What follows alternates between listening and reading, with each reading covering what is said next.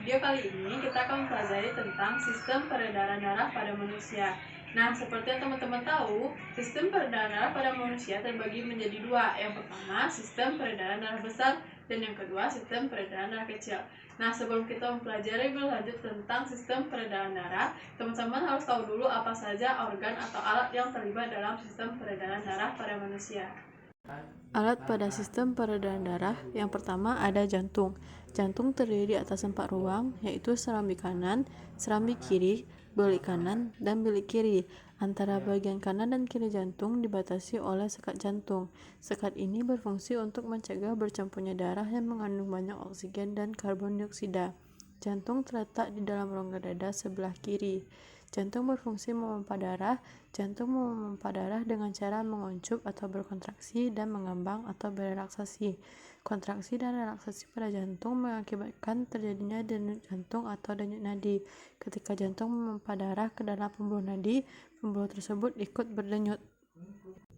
Yang kedua ada pembuluh darah. Pembuluh darah merupakan tempat saluran mengalirnya darah dari jantung ke seluruh tubuh maupun sebaliknya. Ada dua macam pembuluh darah, yakni pembuluh darah nadi atau arteri dan pembuluh balik atau vena. Pembuluh nadi arteri yaitu pembuluh yang membawa darah kaya oksigen keluar dari jantung, kecuali arteri pulmonalis. Arteri pulmonalis membawa darah kaya karbon dioksida dari jantung menuju paru-paru.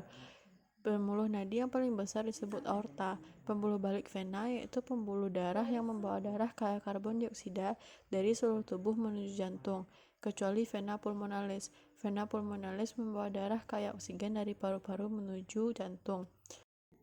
Selanjutnya, perbedaan pembuluh darah arteri dan pembuluh darah vena. Untuk pembuluh darah arteri, denyut terasa umumnya terletak di bagian dalam tubuh, dinding tebal, kuat, dan elastis, tekanan darahnya tinggi, darah mengalir cepat, membawa darah yang mengandung banyak oksigen, kecuali arteri pulmonalis. Untuk pembuluh vena, denyut tidak terasa, terletak di dekat permukaan tubuh, dindingnya tipis dan tidak elastis, tekanan darahnya rendah, darah mengalir lambat, membawa darah yang mengandung banyak karbon dioksida, kecuali vena pulmonalis. Selanjutnya paru-paru. Paru-paru berfungsi sebagai tempat pertukaran karbon dioksida dengan oksigen. Baiklah, selanjutnya adalah sistem peredaran darah besar dan sistem peredaran darah kecil. Nah, sebelumnya saya akan menjelaskan dulu bagian-bagian yang ada pada alat peraga saya ini. Yang pertama ada paru-paru, kemudian seluruh tubuh. Dua botol di kiri kanan ini itu menyimbolkan sebagai ruangan di dalam jantung kita, di mana ada serambi kiri, bilik kiri, serambi kanan, bilik kanan.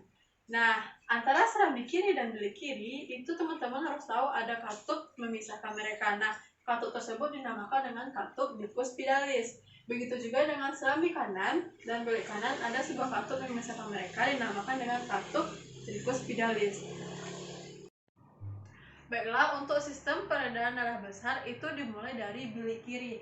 Nah, darah dipompa keluar dari bilik kiri menuju seluruh tubuh melalui pembuluh nadi yang bernama aorta.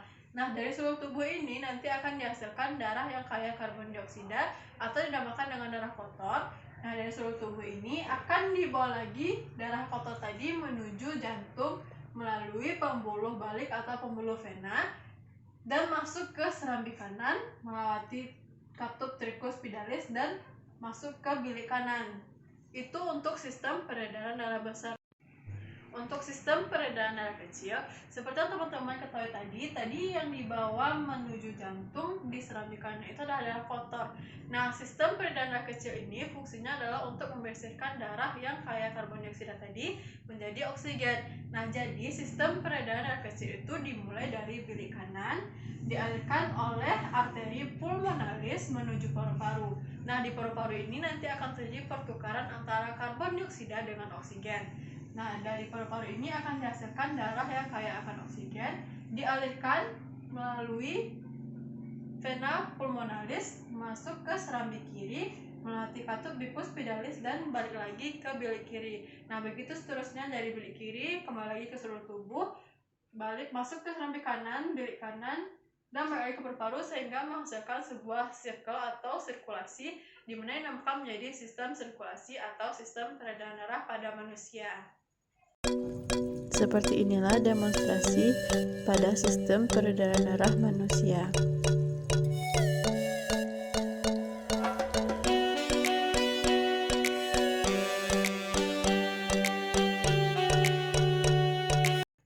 Anemia adalah penyakit kurang darah. Kurang darah tersebut terjadi karena kandungan hemoglobin dalam sel darah merah rendah atau berkurang. Yang kedua, thalassemia merupakan penyakit yang diakibatkan faktor keturunan, di mana daya ikat sel darah merahnya terhadap oksigen rendah karena kegagalan pembentukan hemoglobin. Hemofilia merupakan penyakit yang menyebabkan darah sukar membeku bila terjadi luka. Kelainan ini disebabkan oleh faktor keturunan genetis. Kelainan ini tidak dapat diobati tetapi dapat dicegah dengan menghindari terjadinya pendarahan agar darah tidak mengalir terus.